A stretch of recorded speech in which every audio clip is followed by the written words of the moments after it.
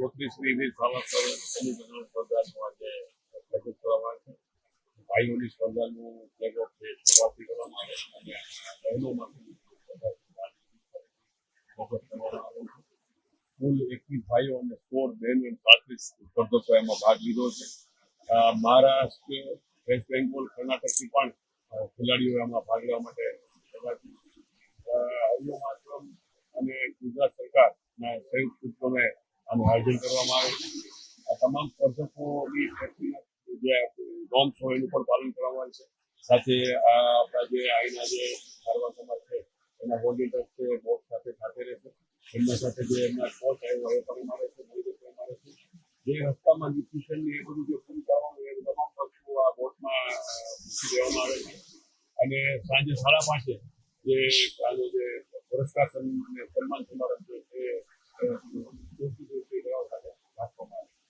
શિવ પ્રકાશભાઈ જોશી છે.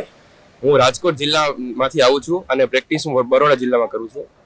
હું અત્યારે ચોરવાડથી વેરાવળ તરણ સ્પર્ધા 34મી વીર સાવરકર અખિલ ભારતીય તરણ સ્પર્ધામાં ભાગ લઈ રહ્યો છું. ગયા વર્ષે પણ મેં સ્પર્ધા રમી હતી અને વિજેતા પૂરી કરી હતી અને આ વર્ષે હું પાછો આવ્યો છું મેડલની પ્રાપ્તિ માટે. અહીંયા બહુ સરસ આયોજન કરે છે આ ગીર સોમનાથના ડિસ્ટ્રિક્ટ સ્પોર્ટ્સ ડેવલપમેન્ટ ઓફિસર સાહેબ મકવાણા સર અને 21 નોટિકલ માઇલની આ સ્પર્ધા હોય છે જે ચોરવાડ હોલિડે કેમ્પથી ચાલુ થાય છે અને વેરાવળ જેટીએ ખતમ થાય છે. ઉત્સાહ બહુ સારો છે, બધા સ્પર્ધકો આવ્યા છે આખા ભારતમાંથી અને આયોજન બહુ સરસ કરવામાં આવ્યું છે સોમનાથ દ્વારા. જય હિન્દ, જય ભારત.